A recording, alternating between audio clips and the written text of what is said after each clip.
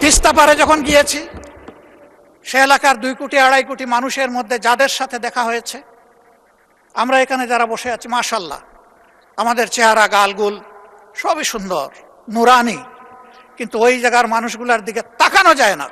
তাদের হাড়ের ভিতরে চামড়া ঢুকে গেছে, জীবনের ঘানি টানতে টানতে তারা হয়রান হয়ে গিয়েছে। পুরো নদীটা একটা মরুভূমিতে পরিণত হয়েছে।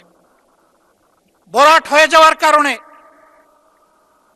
পাশের প্রতিবেশী দেশ থেকে যখন বন্যা তেড়ে আসে, তখন নদীর ধারণ ক্ষমতা একেবারেই নির্জীব হয়ে যাওয়ার কারণে 2 কূল ভাসিয়ে আবার তাদেরকে পানিতে ডুবাইয়ে মারে। শীত মৌসুমে যখন সে ফসল ফলাবে, তখন তার চাহিদার পানি নাই। বর্ষায় যখন সে একটু আত্মরক্ষা করবে, তখন পানির তুলে ভেসে যায়। প্রতি বৎসর শত নয় হাজার হাজার ঘরবাড়ি বিলীন হয়ে যায় নদী তটে। এভাবেই তাদের জীবন চলছে। আমি ধন্যবাদ জানাই আসাদুল হাবিব দুলু সাহেবকে, সম্মানিত সংসদ সদস্য তিনি এবং মন্ত্রী। তিনি একটি আন্দোলন গড়ে তুলেছিলেন, জাগো বাহে।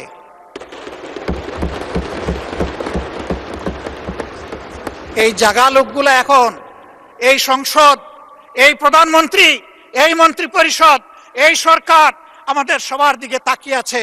আমাদেরকে তো জাগিয়েছে তো ঠিকই, আমরা কিন্তু আমাদের দাবি এখন বাস্তবায়ন হচ্ছে দেখতে চাই। মাননীয় স্পিকার, তিস্তা মহাপরিকল্পনা বাস্তবায়নের গল্প শুনতে শুনতে মানুষগুলা ক্লান্ত।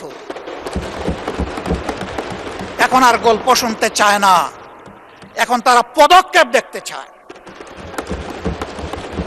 আমরা নির্বাচনের সময় কথা দিয়েছিলাম, কে সরকারে আসবে না আসবে আল্লাহ তাআলা নির্ধারণ করবেন।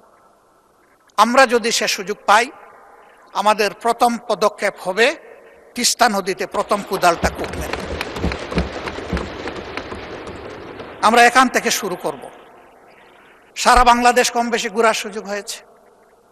রিয়েলি তিস্তা পারের মানুষগুলার মতো এত দুর্ভাগ্য পীড়িত মানুষ আমি বাংলাদেশের কোথাও আর দেখি।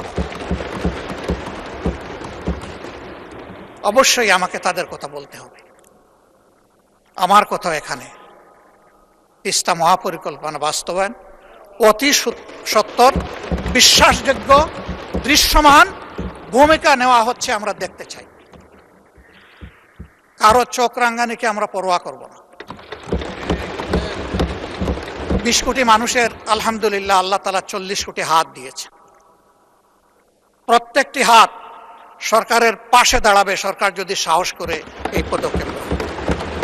আমি দাঁড়াবো, সবার আগে আমি দাঁড়াবো ইনশাআল্লাহ।